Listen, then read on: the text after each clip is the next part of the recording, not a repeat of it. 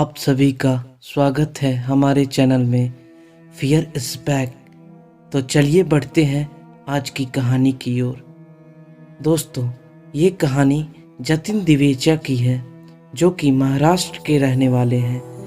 ये किस्सा जो मैं बताऊंगा वो जतिन के पिताजी के साथ घटित हुआ है।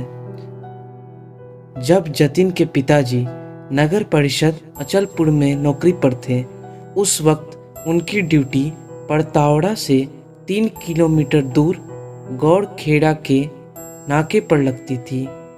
गाड़ी का जमाना ना होने के कारण उसके पिताजी साइकिल से आना जाना करते थे। रात बेरात की ड्यूटी हुआ करती थी।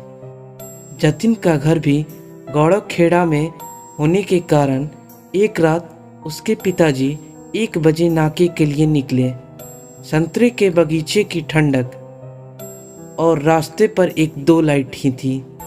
नाके पर पहुंचने के बाद 20-30 मीटर के अंतर पर उन्हें एक बस दिखाई दी।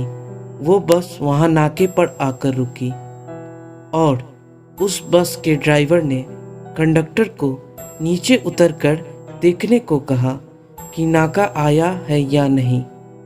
उसके पिताजी को ये देखकर सुकून मिला कि चलो कोई तो बस आई। उसके पिताजी ने देखा कि नाके से कोई आदमी बाहर नहीं आया तो वो खुद ही अंदर चले गए। नाके के अंदर उन्होंने देखा कि अंदर एक आदमी बड़ी गहरी नींद में सो रहा था।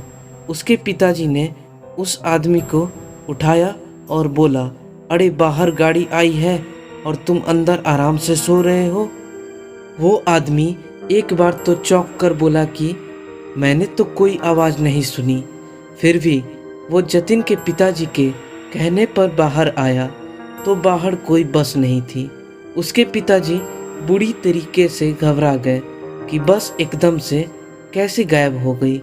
वो नाके वाला आदमी जान गया कि इन्होंने जो देखा वो छलावा था।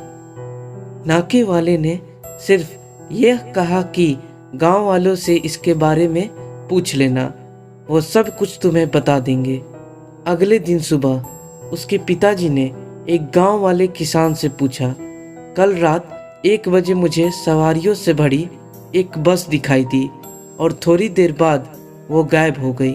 तो उस गांव वाले ने बताया कि आज से करीब 5 साल पहले इसी नाके पर एक बस दुर्घटना हुई थी जिसमें ड्राइवर कंडक्टर समेत 20-30 यात्री मारे गए थे।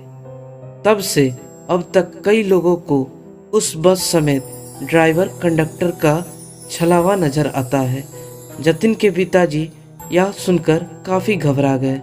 उसके बाद उन्हें वो बस कभी नज़र नहीं आई, लेकिन वो आज भी इस किस्से के बारे में हमको बताते हैं तो हमें बहुत भय महसूस होता है।